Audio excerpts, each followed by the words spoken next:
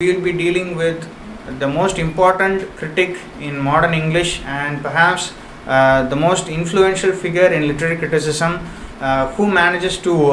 redefine the constructs that were laid in interpreting literature and at the same time in judging the different genres of literature. So, we all know that John Dryden was a very important and prominent playwright during the Restoration time period, and he was also a translator and a literary critic. He is the first official poet laureate of England who was appointed in the year 1668. This is something that UGC NET students should note.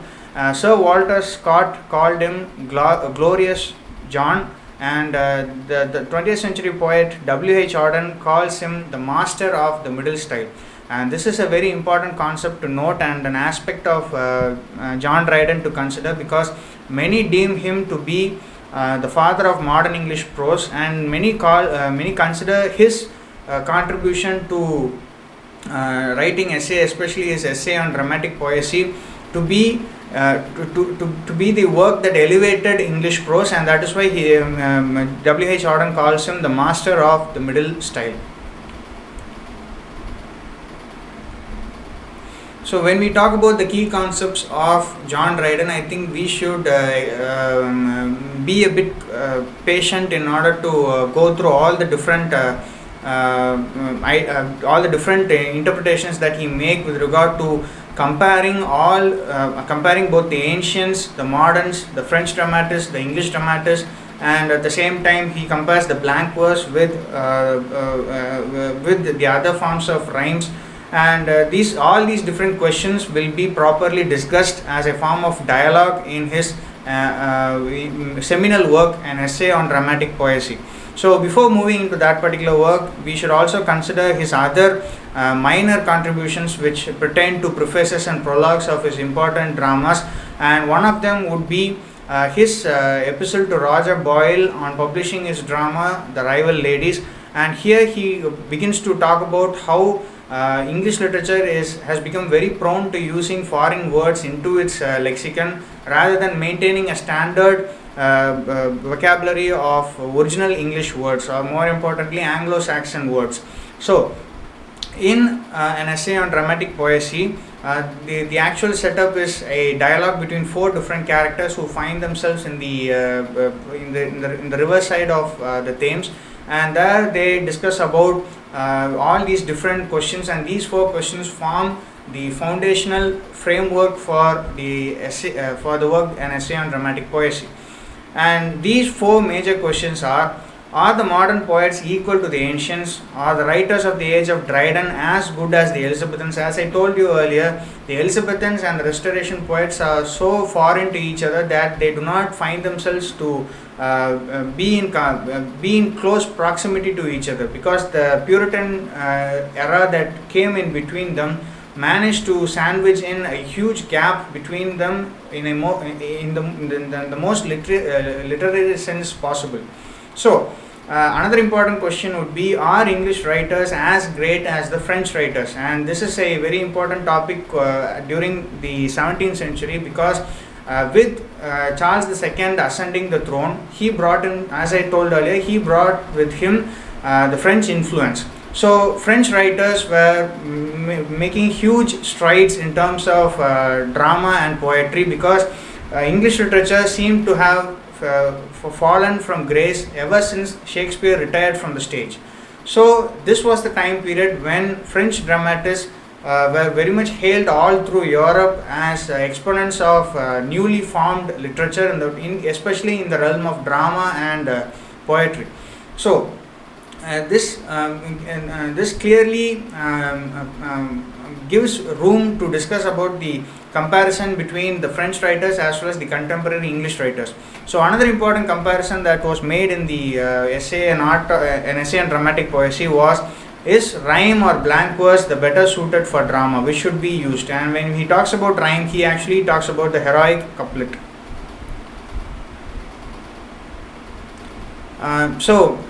The four different speakers are, and I think I should go in a much more detailed manner with regard to An Essay on Dramatic Poesy, because many questions from the UGC NET have been found to be circulating around this particular work, and so I have made it a point to take in some of the points that may seem much more important with regard to this work. So the four different characters are actually manifestations or representatives of real life poets, and first of them would be Kreitz, and Kreitz is actually a character that represents the ideas or viewpoints of Sir Robert Howard, and Lycidius represents Sir Charles Sedley, and Eugenius represents Lord Buckhurst, and Neander actually voices out the opinions of Dryden himself. So these 4 points are very crucial to remember with regard to this particular work, and it is actually Kreitz who begins this conversation that the dramatists of the contemporary era are not as good as the ancients, and this is the actual debate that we are going to see between the greatness of the ancients as well as the moderns. So here he tells that the ancients were actually quite observant of nature and how they represented what are all essential to the human experience. And Kreitz also comments that the three unities which were held sacred to the ancients are not followed by the dramatists of the contemporary time. But this is a very strong charge that was also laid upon William Shakespeare for not following the three unities, and this has become quite a characteristic feature of all the dramatists of the Elizabethan time period. So along with this accusation, Eugenius manages to insert this particular point that the ancients are those people who deem themselves as the classicists, make it a point to imitate all the different models that were framed by the Latin and Greek writers, but mere imitation would only result in dullness, and he believes that the only source that is required for producing magnificent pieces of drama were nature, and nature is predominantly found in abundance everywhere. So Eugenius actually accuses the ancients for bringing in themes that were vulgar and themes that were less morally acceptable. So here Eugenius supports the moderns, and Kreitz actually supports the ancients. So Eugenius also claims that the plots of the plot line of the ancient drama was quite repetitive, and it was often tarnished by limited characterization. The characters were not deeply described, and they were also, this is an important point to note, even though it was the ancients who propagated the use of the three unities, the ancient dramatists themselves managed to break this rule, and at times they were also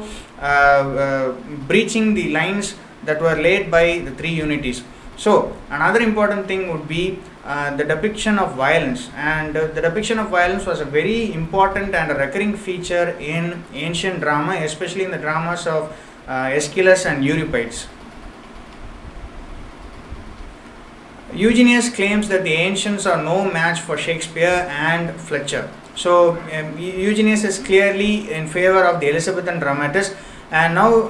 Lycidius talks about how the French dramatists are better than the English dramatists, and he tells that the French dramatists have better plot lines, they have better, they have less complicated stories where and the entire focus is laid upon a single character, whereas in English drama the focus has been dispersed to focusing several characters, and hence this leads to a much more complicated plot. So Lycidius is also not in favor of the villain turning in a much more unprecedented manner towards goodness, where he turns suddenly into a hero or a good person from being a villain all throughout the drama. So another important claim that Lycidius seems to make in accusing the English dramatists would be the representation of violence. For instance, English dramatists thrived in representing both death, war, and other bombastic actions on stage, and this is why the English theatre audience enjoyed Elizabethan dramatists. But in French drama, it was customary to use description and narration to bring in these scenes or these violent depictions of war and death, because French dramatists really considered the fact that the audience would not believe two people or even a dozen of them entering the stage with swords and shields and pretending to be part of a war, and hence they calculated the risk of it being ridiculed, and hence they wanted to take it entirely away from the vision of the audience, and they used the power of description and narration to illustrate how wars and death occurred in their dramas. So after Lycidius makes all these different accusations on the English dramatists, especially the Elizabethan dramatists, now comes Neander. So Neander, as I had told earlier, is the representative or the voice of Dryden himself, and he tells that even though the English dramas have different characters of equal importance, the plot is much more proportionate to each of these different characters, that the story, even though it may seem complicated, would also have its own novelty of beauty. So another important justification that Neander seems to make with regard to the English drama would be that the English audience actually love to be thrilled with scenes of death and war rather than subtle reflections upon it through the use of narration. So he actually defends the Elizabethans' use of violence and direct depictions of death onto the stage rather than mere narration of it. So another important thing that Neander seems to make is that, and this is something very clear, and he tells that the humors, or when he talks about humors, he actually mentions about the different or the most powerful disposition or the powerful attribute in a character, and he tells that this handling of different humors within a drama cannot be rivaled by any other French dramatist when comparing him or them to Ben Jonson, because Ben Jonson had a much more firmer grasp on handling the humors of all these different characters. And then he also happens to mention that the speeches in the French drama, and this is actually Neander stacking up all these different complaints against French drama, and one of them would be the long rambling speeches that are found in French drama, because English dramas generally have short, quick and powerful speeches that would move or sway the audience immediately, but in French dramas they are known for their long rambling dialogues which aim at philosophical underpinnings, but they are often less interesting to our English audience. And Neander highlights the fact that when it comes to proportionately highlighting characters in a drama, he manages to give reference to Beaumont and Fletcher's The Maid's Tragedy, and Johnson's The Alchemist and Silent Woman. And Neander also claims that Shakespeare is perhaps, and this is a very important comment, and this has also been asked as a question in the UGC net, where this particular quote has been placed, and the question arises as to who actually made this comment on William Shakespeare, and the answer is Neander in the form of Dryden. And he tells that to begin then with Shakespeare, he was the man who of all modern and perhaps ancient poets had the largest and most comprehensive soul. And Neander tells that Jonson was the most learned and judicious of writers, and Neander compares Shakespeare with Homer, Jonson and Jonson with Virgil. So along with this, they also have a discussion about who or which kind of verse, either the blank verse or the heroic couplet or any form of rhyme that would suit better in writing dramas. And when we are considering all these different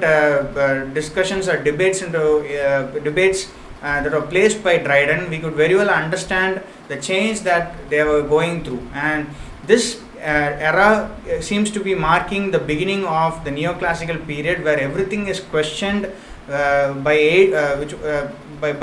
keeping reason at their disposal, and this period where reason is given more importance than any other aspect of creating poetry seems to deliver a much more synthesized and much more systematic way of literary criticism. For instance, when we come to this being an essay on dramatic poesy is the most important contribution to literary criticism by John Dryden.